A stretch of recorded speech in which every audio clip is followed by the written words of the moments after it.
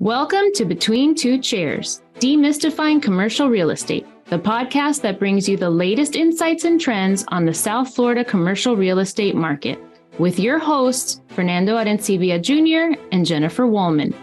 In each episode, we dive into the world of commercial real estate and break down complex concepts to make them accessible for everyone. Whether you're a real estate professional, a curious investor, or just interested in the South Florida market in general, Between Two Chairs is the podcast for you. So pull up a chair and join us.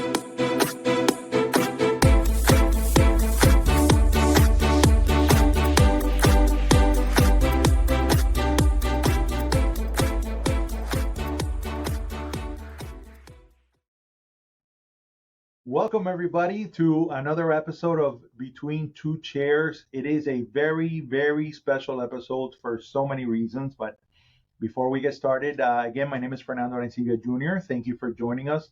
And with me is a very cold, I'm saying she's just cold. It's a cold room. I'm not saying that she's cold. I'm just saying she's cold. Jennifer Wollmann. Jennifer, say hello. Hello, everybody. Yes, I'm always freezing. So if you see me do a little jerk or spaz, it's because it's cold in here today. We live in South Florida, but it's freezing at all times. So we're Jennifer, super excited. Yes, please. Let's, without further ado, introduce our guest today. So in line with this month's theme of the impact of movies and film production and radio production, and photography on Miami and its impact on the commercial real estate market in South Florida, we decided to wrap up our month focusing on Instagram, known as IG, and with a very important guest, also IHG, right? Ines Hegedus Garcia, Miss Miamism. She is not only Miss Miamism, she is the Executive Vice President of Avanti Way Realty, past Chairman of the Board. So we're kind of between three chairs today. There you go. Past Chairman of the Board of Miami Realtors, and she is the brains and the brawn behind Miamism. The Miamism brand, which focuses on architecturally significant real estate and everything South Florida lifestyle. She's a beautiful photographer and an even more beautiful person. So today with us is Ines Hegedus Garcia. Wow, I couldn't have sold myself better, Jennifer. Thank you for that. I take you on the road with me. So I want you to hold up your Miamism. We have our Veuve Clicquot Miami bottle or Miami case, and being the brand ambassador for Miamism that she is, she one-upped it with the Miami. Nice. I love it. I love it. That's awesome. So Instagram is huge in residential real estate. I mean, it's huge, period, but it's very, very popular with residential realtors and apparently a lot of the general public. You know me in social media. Can you speak a little bit about the appeal of Instagram to you as a marketing and branding tool? The gram is special. And it was funny. I think that the reason it's special to me is because it's very visual. And being an architect by training, anything that's visual obviously is going to be attractive to me personally. I just work well with visual stuff.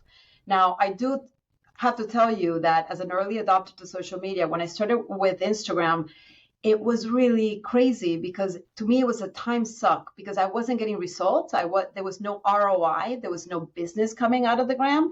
It was just, I just loved doing beautiful photos, showing Miami lifestyle, just making sure that, those photos were great. The gallery was just so great. And there was one time that I considered, let me get off this because I'm not making any money off it. There's absolutely no ROI, but I absolutely spent so many hours. Thank goodness algorithms and people change and things evolve. If we look at all the social media platforms, they've all evolved quite a bit in the last 15, 20 years. So I started getting a lot of business from it. Now, I do things a little bit differently because Instagram to me is beautiful photos and telling a story a different way. So when you look at my Instagram, you're never going to see just sold, just listed. Anything that is my daily life goes in my stories because it disappears in 24 hours. So that's what I always recommend. And then making sure that your gallery always has not a pattern, but follows some sort of logic of what you're selling, who you are, who you're representing. So identifying an audience, I talk to you guys about this all the time, is key. So I think realtors make a mistake, and I think in every industry, of not identifying who is that audience and what do I need to post that's going to attract their attention, and what value will I bring by whatever post I put up, and then constantly study, the results that you get from it. If you look at my early days of Instagram, I had no photos of me. It was all Miami. Everything I put was Miami. And that was working. And I would study the historic posts, would get a lot of hits. And it wasn't just likes, it was engagement. My architecture posts would get huge engagement. Now I have to put more photos of me, because the photos of me in action, in leadership, in an event are getting a lot more engagement than the Miami or the architecture ones. So studying what you're doing and changing and making tweaks as you go is always very important. Why do you think that is? That's an interesting dynamic, because I've noticed that as well, that sometimes when I put a picture of something that I find to be interesting, or a significant building, or something that really is about Miami, or about a building in Miami, that it doesn't get as much attention as when I'm in the picture, or there are other people in the picture. Why do you think that has changed? I'm interested in your take. I have a theory, but I would love to hear yours. So I don't think it has changed. I think your audience changes, right? So you guys, as having been chairman of the board for Miami Realtors, then all of a sudden you have more realtor eyes on you, and it may not be the consumer per se. So when that audience changes, and that's what you need to tweak and identify, then all of a sudden it's like, is it a recruiting thing? Is it people interested in what you're doing? Is it a different type of respect from the industry that you have acquired, and now they want to hear what you have to say? So I think for me, that's what has happened, without a doubt. But I still continue, for example, for me to see art across Miami and no one knows who the artist is, breaks my heart. Or who the developer is in a great building, but you don't know who the architect is. So you're always going to see my posts, like Miami Design District is one of them. I'll do like a picture of one of the art exhibits, and I'll write about the artist. And to me, it's educating the consumer at the same time, even if those posts are not getting the engagement or the traffic. I know in the analytics in the back, at least someone went, oh my God, I didn't know that, or whatever it is. So it's a nice balance. So I don't know if you agree with me, Fernando, but that's my take. I think you're absolutely right. I think also what happens is that we're getting to a point. So this is my theory. We're getting to a point where a lot of those pictures, have become more commonplace, right? Because as engagement, or the number of people that are in IG and in all the social media platforms has increased, they're posting, so like if you look at a place like Brickell City Center, of which you've taken amazing pictures of certain angles and certain looks in Brickell City Center, but there's a lot of those pictures, right? But when you're in the picture, right, then it becomes much more personal. It becomes much more, to your point, specific to your audience, right? And so it makes it special that you're in the picture and you're interacting with the environment that you're highlighting, rather than just showing the environment, because to a certain degree, it becomes commonplace. Because if everybody takes the same picture, then what's differentiating the picture is definitely the perspective of the photographer, which you have an amazing perspective. But when you're in the picture and you're part of that, and by the way, I got to give a lot of credit to Rick, your husband, who, I've seen you giving him direction and taking great pictures. So, credit where credit is due to my boy Rick. But, I think that that's a part of it. It's just that, people want to feel connected, and it's hard to connect with an inanimate object. It's easier to connect when there is you kind of become the tunnel or the vehicle that connects the person to the experience. Yeah. And listen, I'll give you a beautiful exercise, which I've done. You know, you can do, you grab Brickell City Center. So that's Brickell City Center has a few really Instagrammable places, right? Right. Yeah. And so I'll do a photo of me, and then you can actually do several photos, right? In that same post. And then start with a photo of me with the background, and then the next one will be the background without the photo of me, and see which one gets the most engagement, likes, or hits. Mm-hmm. And then, wow, the first photo may need to be the photo of me or not, and at the end of the day, you need to do that A/B testing, and I do that with marketing all over the place. Yeah. I tested a Facebook ad a bit ago where I did Rick and I in front of the property we were selling. And I spent the same amount of money. The ads were exact. The photo was different. There was the property, and then the other one was the property with I superimposed the photo of both of us as the agents. And the one without me got 300% more traffic and results. So then I said, okay, no more photos of me as an agent, that typical cross whatever. So I stopped doing that to sell real estate. But what are we selling at the same point? When we're in leadership, people are paying attention to us. So it's a little bit different because they want to hear what we have to say. They want to learn how we got there. So it's a little bit different in what we're doing. So we have all eyes on us, not 3 chairs.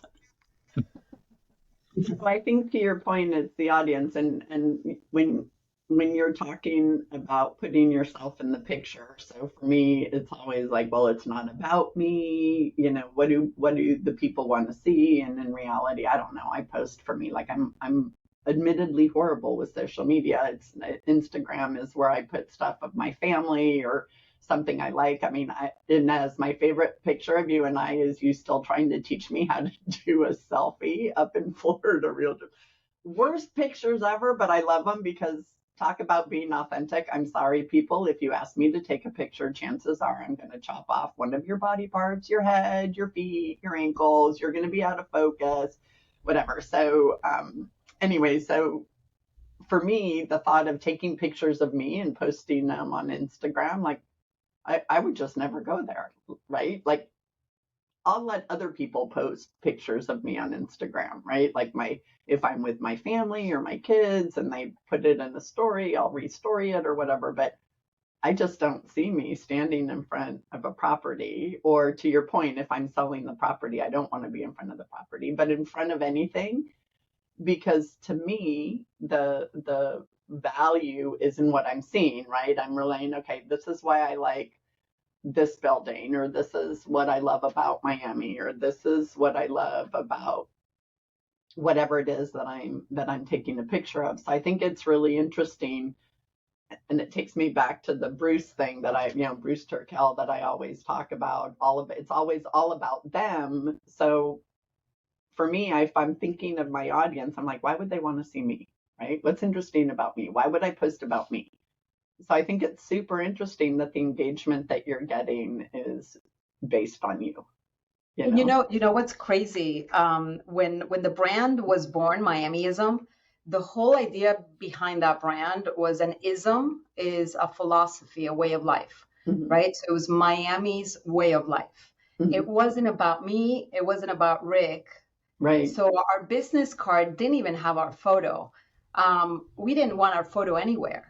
And the whole concept then, if I look back over 19 years ago, it was, we're going to sell this brand. It's going to be sellable. It's not going to have my name. It's not going to have my face. So I want to create a really strong personal brand, although we're calling it personal, that I can sell later, because my product is Miami. That's what I'm selling. Mm-hmm. It's not me. Mm-hmm. So that was the whole concept of documenting Miami at a different level, from an architect's eye, with different beautiful photos, and trying to get it, with Fernando's point, a different perspective that people haven't seen somewhere else. And it was fun, the isms that we were taking photos, the only in Miami photos were a lot of fun. And we had every Friday we would post a Miamism Friday. And it was just a lot of fun just to think of things differently. Now, for those that are listening here, it doesn't mean don't put a photo of you. You really need to test it. What are those results and what are you selling and what is your ultimate goal from the post that you just put up? So always be very intentional on everything that you're doing and posting. And deleting stuff is not a bad thing. I used to cringe, I don't want to delete something. And then I realized, no, the message was not really clear. I didn't obtain the goal that I had in mind wasn't quite there. And I delete posts. You mentioned it is fun. I think people sometimes forget to just show their personality and have fun and enjoy it. You're the youngest OG in the game, right? Because you've been doing it. You were an early adopter. I remember, and we bonded over this. You were one of my first follows in Twitter when Twitter first started, and what I remember most about Miamism was the mojito reviews. And I thought that was a great approach because it was interesting. You were showcasing a great restaurant. It's an experience. It's something very, very specific to Miami. It's it's part of us and our culture, and but I wonder, how have you seen? I mean, I'm assuming there are some constants that have remained from the time that you started using social media, and there are some things that have changed. So can you tell me a little bit about what are the things that really haven't changed about interacting with an audience through this medium, and what are the things that have markedly changed? So I think that the part that people are getting wrong is social media. There's a social aspect to what we're supposed to be doing in all social media platforms.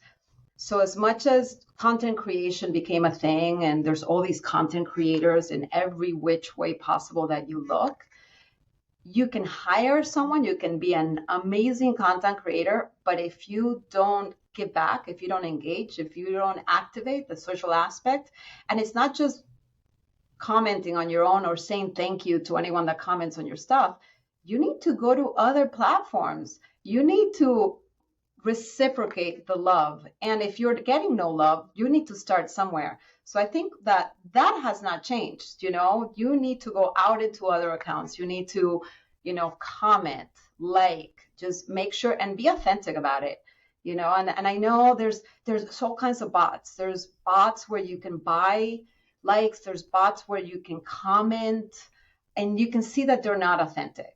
So just be very, very careful on who you hire and what you're doing so it represents your brand. And that's another thing that's become crazy is because there's just so many companies doing social media for people. They're not double checking that the representation of these companies is them, right? So that's a huge change that has happened. You can tell who's not authentic. You can tell when you get an automated reply constantly. So the whole world of automation and making yourself more efficient by hiring someone, which is I really recommend if you don't do social media, hire. But my recommendation is always, number one, make sure that company you're hiring is also doing some engagement, because engagement to me is so much more than content creation. Mm-hmm. And the other part that it represents you, whatever they're saying, how they're communicating represents you and your brand and who you are. So that's really key. If I can tell you what changes. With your own posts, even though you hire a professional media person, I think no matter how much they get you, there's a flavor there that you can tell that it's a company, right? And with AI, I think that's becoming more so. But I've got to tell you two great examples of social media that were done with AI. One, I love your cheap residences that you did for April Fools. Anybody who hasn't seen this, oh my God, new development. I was reading that. I'm like, oh my gosh, I love this building. I'm looking, and then I get down and I'm not going to give away the punchline, but I loved your Jeep residence, and I could tell that had an AI aspect, but I could tell that you were the brains behind that, right? So it wasn't just AI kind of going out there, and I don't know, maybe you 100% posted without doing any fixing. Crazy. Yeah, no, I know you Power. But Sure. So that's one, and then another one that was. Whoa! Before you move on, listen, that might have been an April Fool's, but I already contacted Fiat. Yeah. And we're having conversations. I'm letting you know right now. That shit looks so good. We gotta make it happen. It did. It was amazing. I'm like, oh my God, finally a building that really reflects my Miami. For normal Miamians. Yes, for real Miamis. Not, even though I can't say I've been here 30 something years, but I wasn't born here. Miami. So, yeah, no worries. But anyway, and then another one that another person we interviewed, her name is Dilly Becker, and she did a post, and I guess you have to put in your personality, and maybe you could tell us a little bit about how that works, because this post came out with her cowgirl. She's from Austin, Texas, and it sounded like her, but better, right? And so I'm curious with the AI, because this AI got her so well based on her descriptions. And I think the same thing happened with the Jeep. Like, to me, the whole time I'm reading that, in the back of my mind, I'm like, I know she used AI, but it was so Ines. It was so Miamism that there was no doubt that it was you behind it, was and your not voice. a company. Exactly. Yeah. So tell us a little bit about how you managed to use AI successfully while still maintaining your voice. So AI is my best friend. It just makes me happy. It puts a smile on my face. It makes you efficient. It just makes you better. It's so awesome. Now, with that said, you have a massive responsibility. So I can tell you that because I've been blogging for 20 years, I can tell AI, scrape Miamism and write in Miamism's voice. Every post that I've written in Miamism has been me. So my voice is there, and it's conversational. So that's why it's a little bit easier for AI to pick on that voice. So I say, write in Miamism's voice, and I give it a really, really heavy description. And then you have to go back and redo and re-edit and make sure that things sound correct, and then post what it gives you, and you correct it and post it back and ask it to edit it the way that you want. So it's hours of work. Just because I used AI, it doesn't mean it did it for me. And I'm not going to get into the ugly part of AI, which is your copyrights. I have copyrights on Miamism and my content, and it just so happens that if content is not created by a human, you lose your copyrights. So now at the federal level, there's all kinds of lawsuits on, what percentage needs to be edited for it to be copyrightable, because if AI creates it and it's a bot, then obviously there's no human involved. So what percentage of human involvement needs to be created? And that there's no answer for that quite yet, but there's tons of lawsuits right now. So we'll get there, which makes it's exciting for me as a content creator to know that, I will have rights. And with that said, you also have to be very careful what you ask it to change, because then are you losing your rights to AI? But that's a completely different conversation. Right. But the graphics that I created with Jeep, with that one with the AI, completely created with ChatGPT, by the way. I didn't even go to Midjourney. The beauty of, you have to create them all at once, because there's no reiterations. If you can't post and say, okay, grab that same image and create one with this tweak. So that doesn't happen. That's a little bit more difficult. So I need a common area. I need a lobby space. I need the facade and a gym. And I separate and describe everyone's really, really well. And I don't want any cars inside, because that's what it was giving me. It was giving me a lot of Jeeps inside the spaces. And the final product, after hours of tweaking and playing with it, was fantastic. And it was funny because I wanted to post it right away because I was so excited about it. And April 1st was a couple of weeks away, so I had to wait. So Rick was like, don't post it. You want to. No, it was so cool. So go to miamism.com and look at those. But by the way, that idea, I have to give Rick credit. Okay. Yeah, What, you're what, cheap. so he not only is he a Jeep guy, what happened there was we have Aston Martin, we have Porsche, we have Pagani, we have I forget Bentley, and I'm forgetting Mercedes Benz just launched. So we have 5 luxury car brands of buildings in Miami. And so Rick goes, and the regular Miamian and the regular people, like what? Why can't I have a Jeep building? And I was like, oh, this is glorious. You just gave me the best idea. So credit to Rick. Um, And a real Miamism would be a chatarra. Chatarra building. I don't know where we put it, but that's the one where the blinkers don't work and the muffler falls off. Breaks down on US 1 right at rush hour time. So residential agents are awesome at social media and marketing.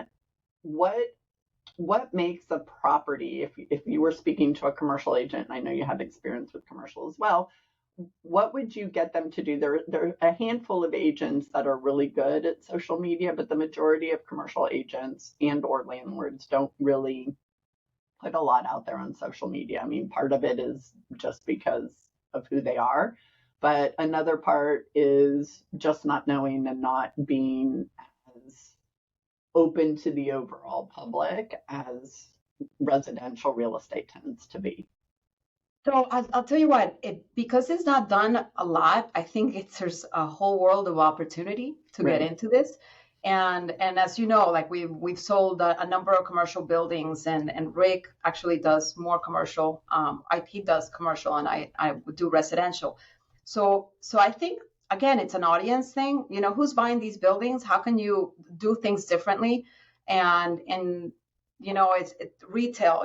You guys talk about asset classes. So who is the buyer for that asset class, and who's the client for that asset class? Because now you have 2 audiences, right? Is it a rental building? Who's going to be interested in occupying the building? And if it's an investor, what is that investor looking at? Who occupies that building? So putting that world together on commercial properties, I think it's not only challenging, but so much fun at the same time, because you can give it a voice from that commercial perspective. And it doesn't need to be, oh, look at the pretty kitchen or look at the finish. You know, it's not about that. Is, you know, what's the traffic that comes through this place? What do you expect as an investor to get back from this property? Interviewing businesses around, you know, buildings that you're in, or potential tenants within a building if it's an occupied building. So I think it's there. The potential is absolutely there, and there's a missed opportunity for those that are not doing it.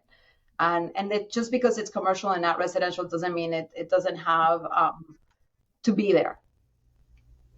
In your opinion, makes a property, a business, a location gram worthy? I was going to say IG worthy, but I heard you throwing around the gram, so I thought I'd try to be cool and know what I'm talking about. Is that a word, or is that a Jenniferism? Jenniferism. Listen, it doesn't need to be anything special. I think you have the ability to finding something special for every single place that you have. And that's the challenge, you know, when you list a commercial property. And we did a lot of retail and office space. That was more our cup of tea. So it was, okay, what's important about this location? You know, is it the traffic? Is there walking traffic or not? Is it close to airport? So, I mean, that at the end of the day, I think is finding, you know, what makes that property special and putting it out there. When I hear your episodes, you know, how you guys are able to give really great service to your client because you know exactly what makes them tick and you know exactly what their needs are. Well, guess what? Those needs can be on social without violating, obviously, confidentiality or anything else that you need to keep in mind. But I think all of it is grammable, you know, and it's just storytelling at the end of the day. So let's dive into that. But I did want to tell you that, and sometimes it's something like an oddity or something that you find that just, it just makes you giggle or just shocks you. I was, this is years ago, showing a medical office building, and there was one side of the building had a bunch of doctors' practices of the whole gamut of specialists. The other side was actually a medical training school, right? So we walk into a room, and there is what looks like a bunch of dead bodies on the floor. But what they were is like, this was the storage room for all the dummies that were being used for CPR training and for all this other stuff. But they were just laying around. So I took a picture of that room because, of course, you're never going to walk into a room like that. And I was like, hey, look at what I found while I was showing a building. So sometimes it's those little curiosities. But you, as you were moving into your year of leadership as chairman of the board, you shared with all of the leaders a book which is about branding, and I would love for you to talk a little bit about that, because I think that when we read that book, that shifted our perspective. And what I loved about it is that the ideas in that book you can utilize for any marketing that you're doing, any way in which you're thinking of promoting the product, promoting yourself, and and this idea of you as a broker not being the hero, but you're the one that helps the hero accomplish their goal, which is, in this case, could be your client, it could be somebody else. So can you talk a little bit about that? Because I think that will be valuable to the people listening. You know what? That book to me was such an aha moment in marketing. And I had been doing this for a bit, and that's why I wanted to share it, because it's so important. So it's Donald Miller, and it's Building a Story Brand is the name of the book. And the whole premise of it is that we as agents, we like to put our photo on our business cards and look at me, and I have all these designations, and I'm a top producer and I sold all these things.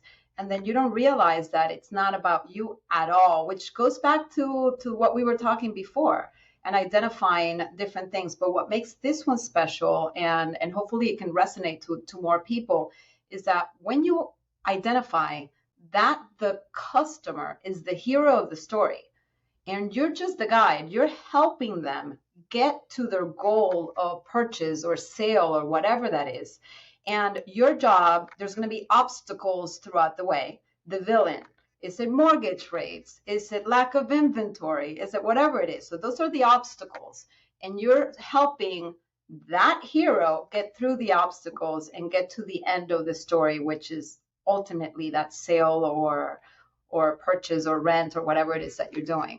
So that to me was like, wait a minute. So it's not about me. So I've been right along, I've been doing it intuitively, but it's not about me at all. And then you start featuring things differently. So I'll give you an example. We sold it was a freestanding building on Bird Road.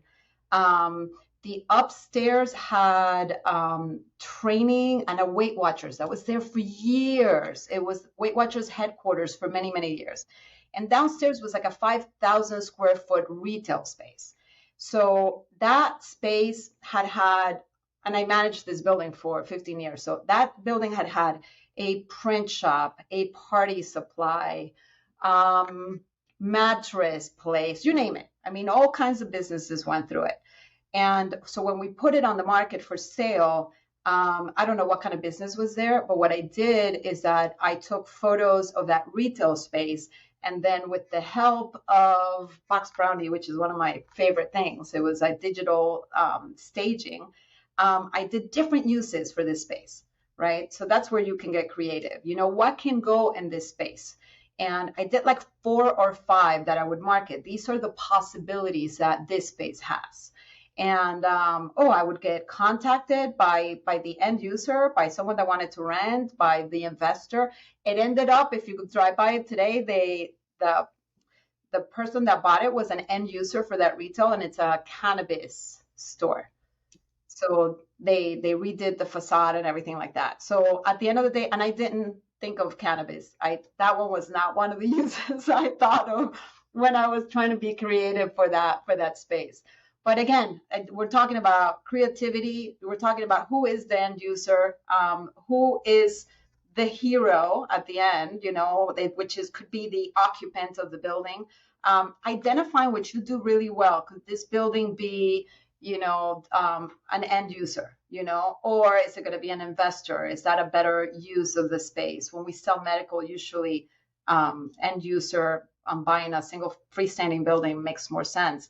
So those are the little things. You need to analyze your property. And when you analyze, you find aha moments that you can use for marketing and being creative. That's fantastic. That's phenomenal. What are you, so it's really interesting because over the last 19 years of you being involved in this, platforms, I think there's been a lot of changes, because, at first it was really the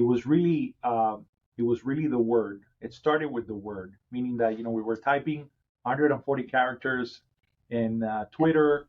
The blogs became a really, really powerful way of communicating with consumers and engaging with an audience. Your blog is historic, right? It's incredible, and then we started to move into video, right? When it was better to compress video and be able to put it out there, and then we kind of moved a little bit to a degree to an audio, right, level because of the success of podcasts and things like that. People are able to turn it on anywhere they go.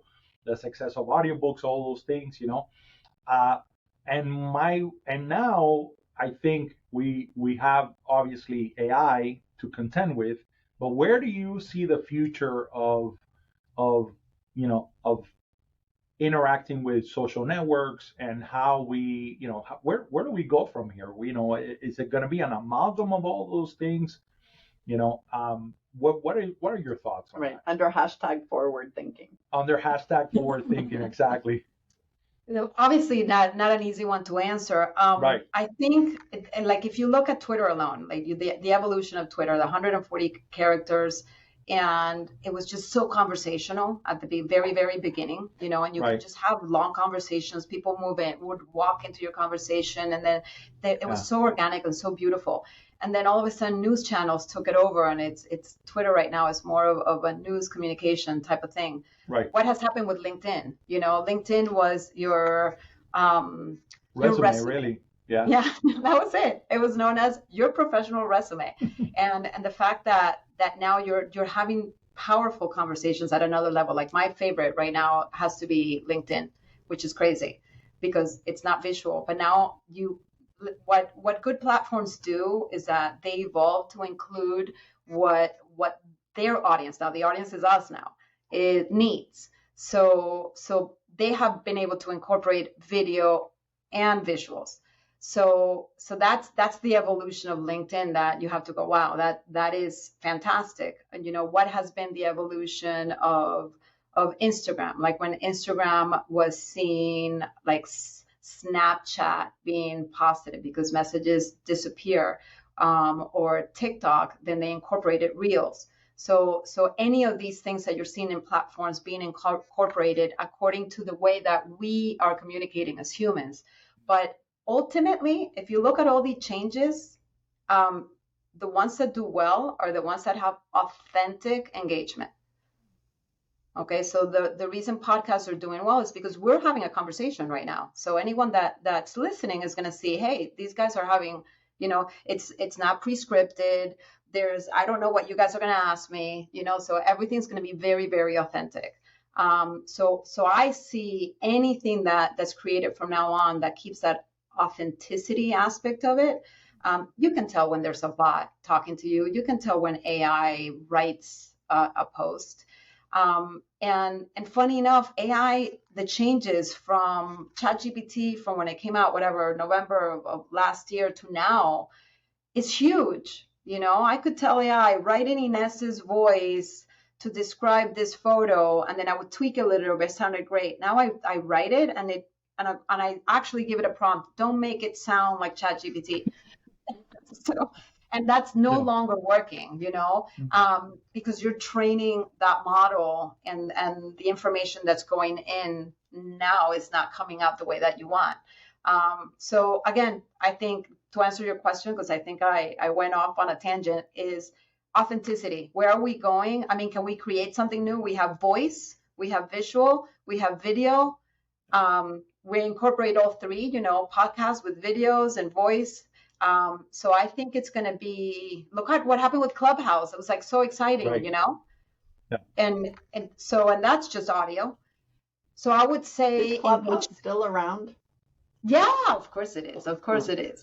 Well, because there are things that, to your point with like Snap GPT and stuff, there's stuff that starts out really, really strong, and then people try it and test it, and then it kind of fades. And the ones that I've seen, to your point, that have been consistent, well, Facebook, which pretty much started it, is still around. LinkedIn, again, old school, still around, different use, different iteration. Twitter, now X. And by the way, for commercial real estate, Twitter is where deals get done.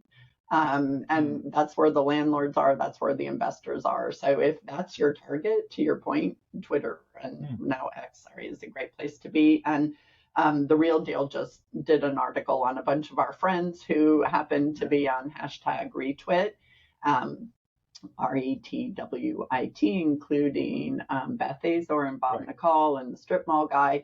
So anyway, but which ones do you think have longevity and are here to stay? There's all this issue going on with TikTok. Thank you. Obviously, I don't use TikTok. I don't use Snapchat. But with me, it's LinkedIn, Twitter, and Instagram. Those are my three, because I think you can't be everywhere. But which ones do you see having longevity? And do you see anything interesting coming up outside of AI? You know what? It's funny. Like, if we would have had this conversation 3 years ago and said that Facebook would have gone down the way that it did, we would have not believed ourselves, right? So I can say, like, I've used Twitter in so many different ways. I mean, my Twitter handle is Ines. I mean, a 4-letter word. I mean, that just tells you how long I've been in there. I come in and out of Twitter and there's South American countries that only communicate through Twitter, by the way. So it's just nuts. And then you see things like WhatsApp, which is a messaging app. Right. I see tons. I mean, WhatsApp is doing something super, super creative, and that may be the next thing. Who knows? Obviously, when Elon Musk buys Twitter, and a lot of people get turned off by what was happening and the charging and the hashtag. I mean, it's just crazy. Then Threads came out of Instagram. Right. So that was been about Threads, because I joined up and then I quickly dropped it because I was like, listen, it's just another. I was so excited with Threads because I was a little angry at what was happening with Twitter. So, and at the end of the day, you're going to do well in any platform when you spend the time, So just having a profile in a platform is not enough. Just having a profile and posting content is not enough. Again, there's an engagement aspect of whatever platform. So I love to hear that you concentrate on 3, and that has to be hard enough. If I was telling someone that's starting off with social media right now and feels intimidated, start with 1, period. Start with 1 and do it well. Create your profile so you can have your brand in other places, but just concentrate in 1. Threads, I think people like me that just, I was tired of what was happening in Twitter, jumped in Threads. And the beauty of Threads is that since it's linked with Instagram, because it's owned by Instagram and Facebook, you can get alerts from there, and you can communicate and you can share your content in the different places. So it has great traction. I don't think it has reached the traction that they wanted in the time that they wanted to. So, and like anything else, sometimes they just disappear, and they're lost. I think it's important to point out also is, age groups, who's using what. And I can tell you, that Gen Zs are not using Facebook at all. Millennials did not use Facebook at all. So you also have to go there. If that becomes your audience, you need to go where your audience is. And so Snapchat is where Zers are. That's it. It's Snapchat. And Instagram. They do some Instagramming as well.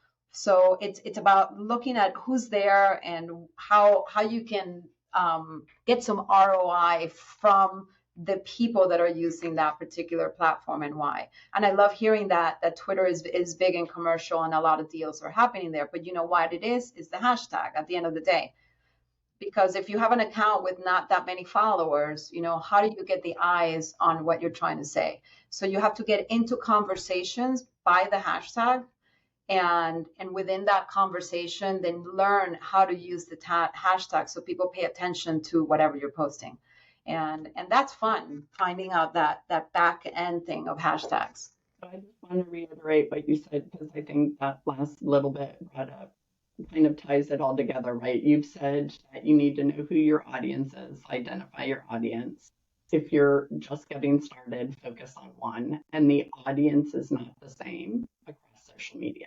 So, LinkedIn was always the professional one versus the personal one. And one more to that list, which is authenticity rules. That's the most important thing. Authenticity rules on all of them, right? On all of them, right. Authenticity rules on all of them. So which ones are you using the most, or because you're everywhere, are you using different ones to speak to your different audiences? For example, your leadership audience is different from your buyer or seller audience. So I discovered that the tech industry is on LinkedIn. Right. So being involved with Reach and that whole prop tech, fintech world, I realized in one of the IOI summits that wait a second. We're demystifying real estate, and you just threw out a bunch of stuff without explanation.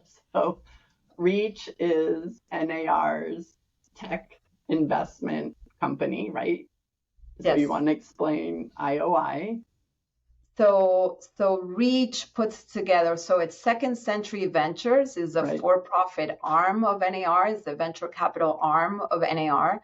And they have, Reach is an accelerator for prop tech. And it has to be prop tech and fintech. And not only are they in the United States, it's Australia, Canada, England. They just opened Latin America, Israel. That's it. I got the 5. And most of these companies end up in the US. So it's really, really exciting. What's beautiful about Reach and the accelerator is that they put together an annual conference called the IOI Summit, and they change the location all the time. Within this IOI Summit, it's all about technology, prop tech, fintech, how it affects the real estate world at all levels, commercial, residential, at all levels. And they have a pitch battle. And that pitch battle is so much fun. It's usually 12 companies that have a 4-minute pitch. And they have 4 minutes to speak. Mics get cut off, and there's judges. There's usually 4 judges in different verticals of the real estate industry. And then they critique the companies, and then there's a winner. And so I've had the pleasure of being the MC for 2 of those, and so much fun. You guys know that I light up when it comes to technology. So that's been absolutely amazing. Well, thanks for demystifying that. No problem. Now go back to your LinkedIn. That LinkedIn that you found out that tech was on LinkedIn. Sorry, we forget all the time. And then I'm like, okay, we just totally mystified. What is that? I just said like 3 things that are just like, what? So techies, all these tech founders and new companies are on LinkedIn. This is how they communicate. Mm-hmm. And so when I discovered this a couple of years back, I was like, whoa, I haven't been utilizing LinkedIn like I should be. So I started using it a lot more. And I've found a new world of beauty with LinkedIn. But I think it's not that it's changed. It's me. It's the user experience at the end of the day. I wasn't using it to its full capability. So right now I am, and I'm having a blast with it and growing my audience in there. So I would tell you, I love LinkedIn. I will continue doing Instagram my way because I love photography, and I love our city. Miami is just absolutely amazing. It's And so I gram-worthy. Absolutely. And which posts of mine get the most traffic? I try to do it once or twice a year. I'll do Miami's most selfie spots or Instagrammable spots. And so I give people different ideas of where to go and take selfies. And so I love Instagram. It is what it is. It's a really beautiful way of featuring our beautiful Miami. And then I always keep my eye out for, let me test and play around with different platforms just to see what they are and seeing if it's worth for me to spend a little bit more time. But those are the two. I can tell you, I post, I think leadership wise, Facebook, people are for leadership. It's crazy. Not so much my audience that's buying, because obviously it is my audience, but it's a different audience. It's not the one that makes me money. It's the one that's listening to anything intellectual or academic, I have to say. Interesting. That's awesome.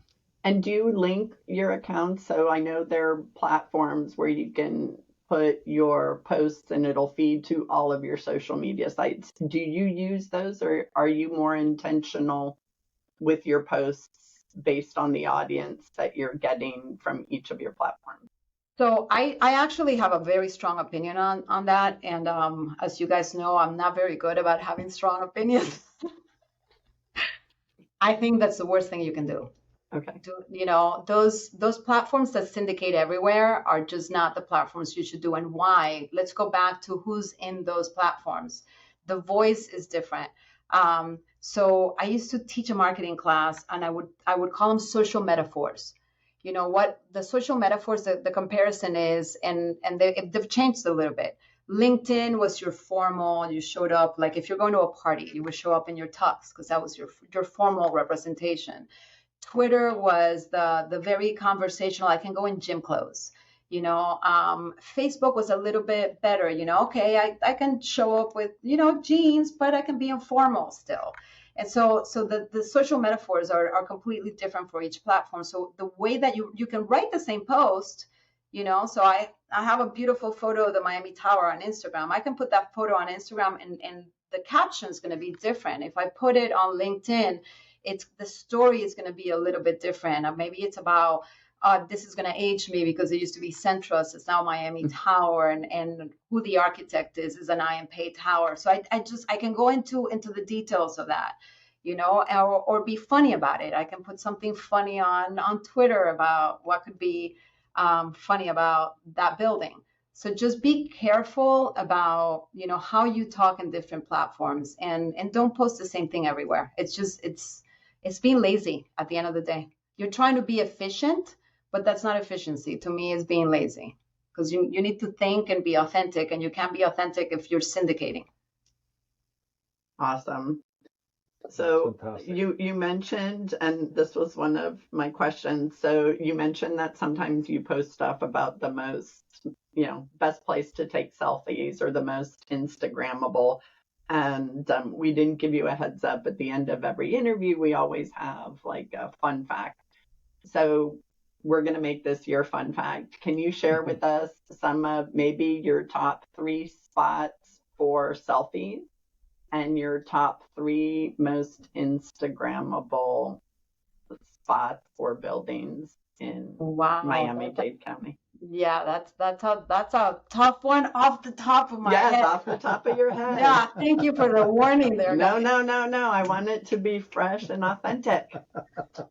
So one of my favorite selfie spots right now is Brickell City Center. So right next to the Apple store, looking towards, what street is that? 4th. So it's just so beautiful, and at night. Don't do it in the daytime. It needs to be a nighttime photo. Right. Just make sure that your selfie at least lights up your face or whatever needs to happen there, because the view of the street behind you with the lights and the buildings and the color and the art on the buildings is so fantastic. So that's one. You're asking me for three. Three. I would tell you so that's selfies. You're asking me for selfies first. I would say South Beach, South Point Park, in the pier. So you have the pier sign right in front of you with the beautiful blue water, and depending on the angle you'll have Fisher Island behind you, or you'll have the Intracoastal Waterways. So that's another one, and just the sign frames you beautiful, and that just comes out like a great selfie spot. Yeah. Again, be really good about how never, like in that selfie, you got to feature the back. So you have to make sure you're doing it correctly. And the lesson for that Jennifer laughs is she's taking a selfie. And for those of you listening, you know those people that take a selfie and their face ends up really little on the bottom of the screen, and there's like no composition. There's a lot of white space on top of their head.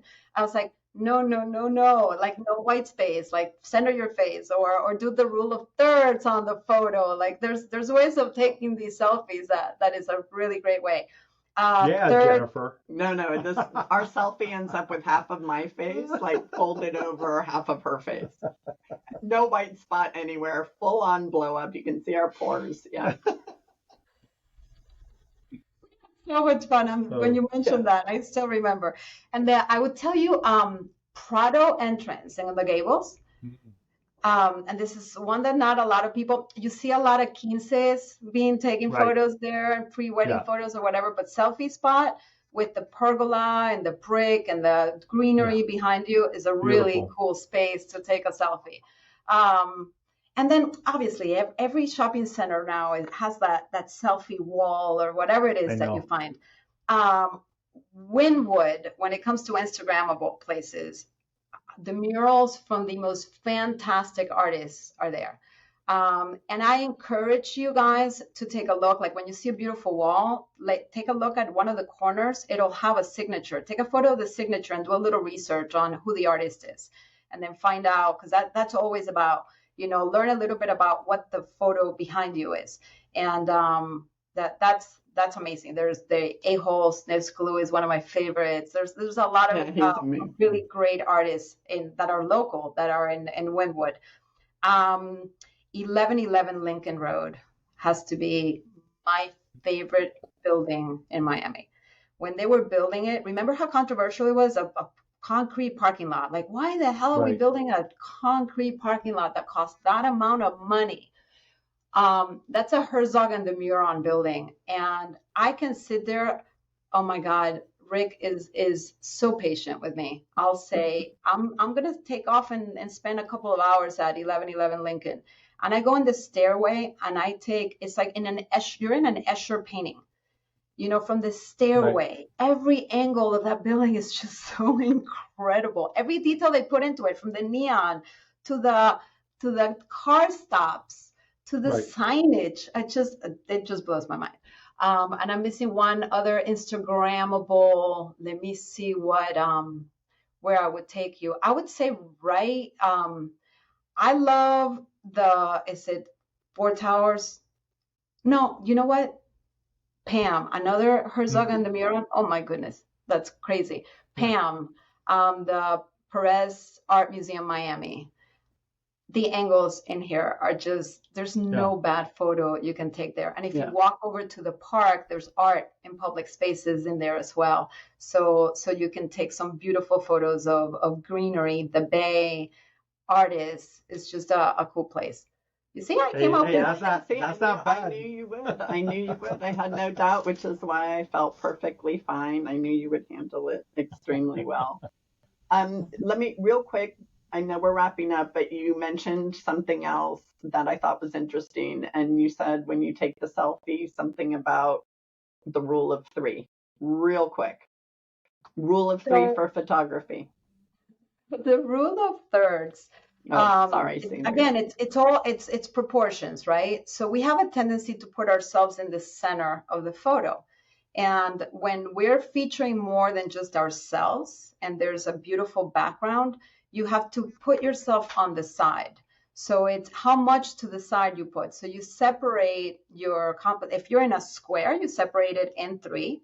So imagine you have a square and you do 2 vertical lines. So now you have 3 blank spaces.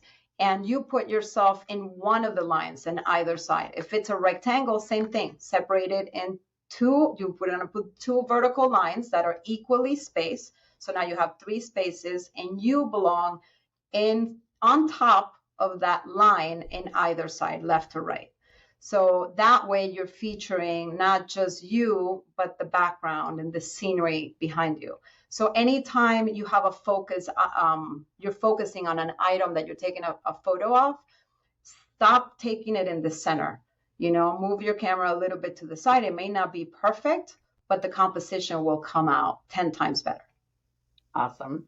Thank you. There you go, Jennifer. Do you have well, now it's remembering all that stuff. I'll be next time I'm taking the selfie. She said to draw a line. Am I on the line? It'll still end up being a close up of my porch. Jennifer, I love when you said, there was one time that you came up to me and you said, yeah, I'm taking a photo and I'm trying to like be Ines when I'm taking the photo. And I went, oh my God, that is so funny. Yeah, I do. I look at it and I try to channel. What would Ines do? And what would Ines do? Yes, exactly. WWID. And so I try to get down and I look at it and then I take it and I'm like, yeah, hers would be so much better. I love it. So Fernando, your fun fact. So one of the things that I loved about, that I love about your leadership is that you're always looking at things from not what they are, but what they, what does the data really say? Are we looking forward? And a big part is sometimes the media gets the wrong information about the market, and we are here to educate them on that. So I found this data and I thought you would love it. This is really interesting. So compare to the 2006 housing boom, home prices are currently 71% higher. However, after accounting for inflation, home prices are just 10% higher. Though of slightly different, if you think about it from a different perspective, nominal home prices are exactly double what they were in 2004. That works out to a compound annual growth rate of 3.6%. So even though there's been all this news, right, that housing prices went crazy during COVID, over the long run, price increases have been rather pedestrian. When you look at it from, a wider lens and a longer, time period. So Wow. I think that's super interesting because historically they've always said that home appreciation is 3 to 5%. Right. Correct. So your numbers totally there you match go. that. Awesome. So my fun fact, since this is all about Instagram and you were wondering like what that had to do with commercial real estate and why were we being so specific, and this came up because we were on a trip and we went to like 4 or 5 restaurants and we all have pictures in these restaurants of an Instagrammable wall, or what they call food porn, where everyone's always taking pictures of the food.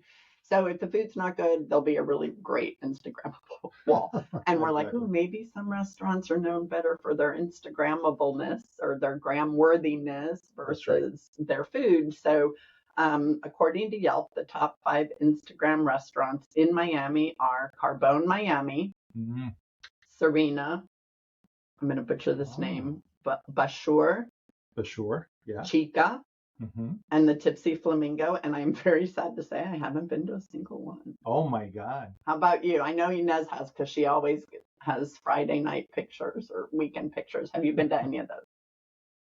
Chica, Carbone, what were the other 3? Bashur and Tipsy Flamingo. I need to go to Tipsy Flamingo. I haven't been to Tipsy Flamingo. That's the one that I haven't been. So I'm writing it down. Good. I think you would love the build out on Bashur. It's architecturally significant how they did the build out. It's really a beautiful restaurant. I haven't eaten there, but I've seen the restaurant and I walked in and it's just gorgeous what they did. And it was the same designers as the Plaza in Coral Gables. They did the build out in there. So it really is, there's a really interesting, artistic point of view that goes throughout. So what I think that means is that the three of us, Yes. well, the four of us, we got to include Rick. Yeah. We got to go to Bashur and grab some grub. And Tipsy Flamingo. And there you go. Just by the name itself. Just the name. I will say this.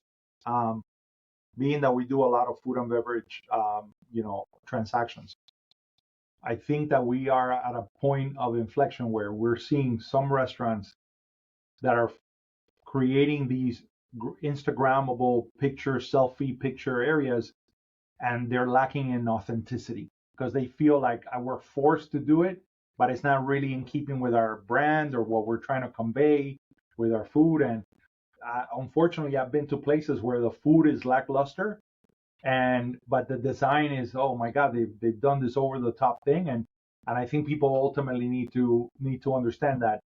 To your point about the story brand book and all that stuff, that you need to really understand that when you're going to create this, it needs to be authentic to what it is that you're trying to convey to the marketplace. So I agree, and I think that a lot of the Instagram worthiness is coming from the idea of experiential retail, right? Where where it's all about the experience and everything. But I want every business to remember that at the end of the day, it's about the quality of the product and the customer service. Because to your point, Absolutely. Going to a restaurant that has beautiful decor might end up in my pictures, but if the food and the service is horrible, I can guarantee you I'm not going to be posting. Yeah. So, That's right. Or I'll be posting negative, which means I won't be posting because I never post negative. I can tell you, I don't post negative. I 100 just don't restaurants post. in Miami. Yeah. Right. Exactly. And so I think that's the point that you always have to remember. Keep the customer in mind, no matter what it is that you're trying to accomplish. And I want all of our listeners to go out there, apply just one of the gazillion nuggets that Ines shared with us today on your social media, and let us know how it goes. Well, Ines, it's been an honor and a privilege to have you on our podcast. Thank you very, very much. We love you and we appreciate you. Yeah, we're lucky to have you as friend. Yeah, and the honor and privilege was all mine. Thank you for having me. You guys I love your podcast. What you guys are doing is absolutely amazing. And you are demystifying, and you're making things sound easy and great. And thank you for everything that you guys do, because you're both powerhouses, and you just, I am honored to have you as friends. So thank you. Well, thank you. Have a great day, everybody. Absolutely. Thank you for joining us.